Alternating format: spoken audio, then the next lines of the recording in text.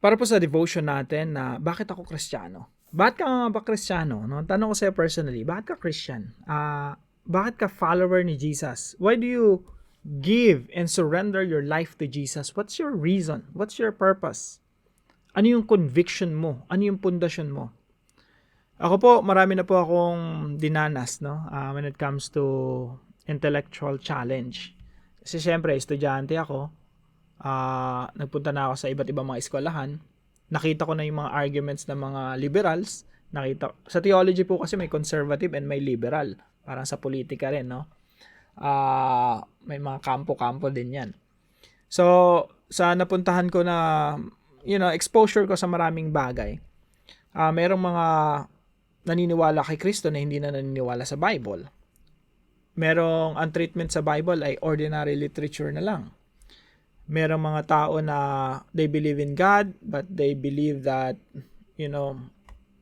minsan yung iba naniniwala sa Bible, but they also believe in other scriptures like Quran and Bhagavad Gita and Upanishad at iba't ibang mga documents ng mga religious literature ng iba't ibang mga relihiyon.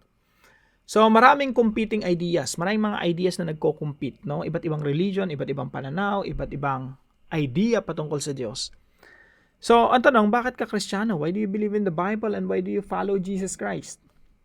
So, ako po, nag-struggle na rin ako sa atheism. Yan siguro yung isa sa mahirap, no? Agnosticism, atheism, yung para bang may Diyos ba talaga? Kung meron man, baka siguro umalis na siya, nagpunta siya sa ibang lugar. Iniwan niya na yung nature sa natural law. Or baka naman walang Diyos, no? Baka ang meron lang talaga yung physical realm. So, ang daming mga struggle sa isip ko. Pero, habang binabasa ko yung Bible, during that time, siguro mga 15 years ago, mga 15 years ago, nag-struggle ako patungkol sa pananampalataya ko. Pero, nung bumalik ako sa Bible, inunawa ako talaga yung prophecy and fulfillment. Promise ng Diyos na tinutupad niya throughout history. Yung Bible po, it's about prophecy and fulfillment. Yung buong Bible po, buong Old Testament, it's all about the coming of the Lord Jesus Christ. Kapag naunawaan po natin yung typology, tatype ko nga rito, pwede nyo po itong i-search, typology. Yan. Yung typology po, yan po yung relationship ng mga Old Testament symbols patungkol kay Jesus.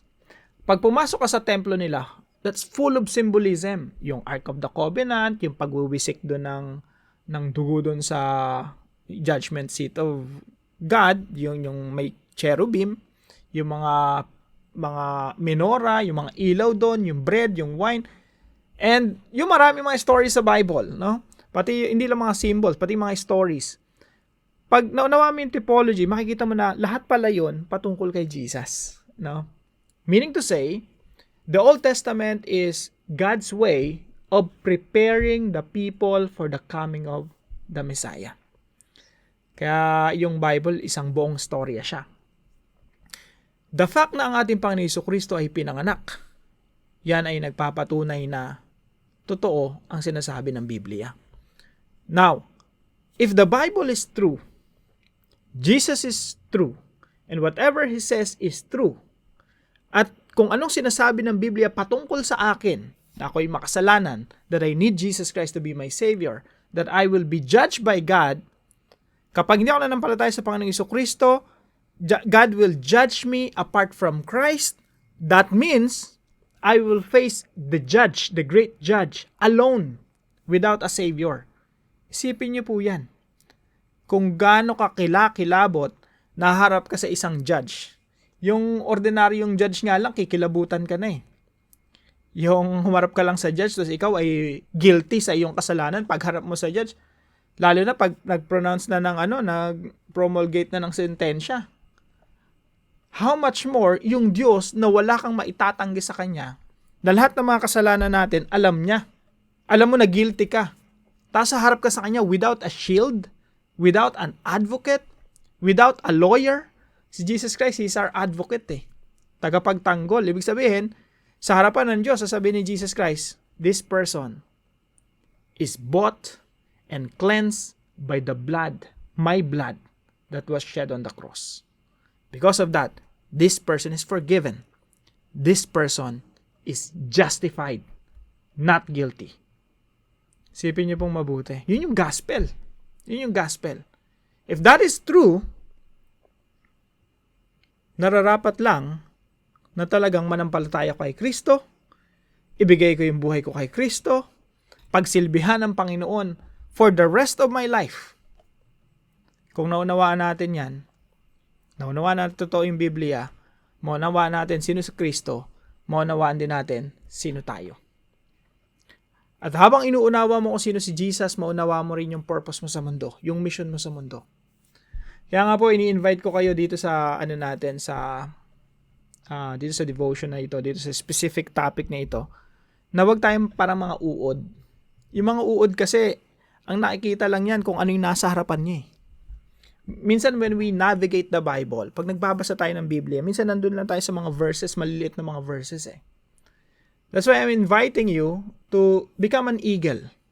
Yung mag-zoom out ka, makikita mo yung kabuuan ng Bible, makikita mo yung kabuuan ng kasaysayan ng sangkatauhan, makikita mo yung kabuuan ng plano ng Diyos from Genesis to Revelation, and you find yourself in God's story. Kaya sa akin po talagang ibang klase nung na-discover ko na, Lord, si Jesus, nagsimula ng kilusan long time ago. Yung kilusan niya na yun, binubuo ng mga disciples niya.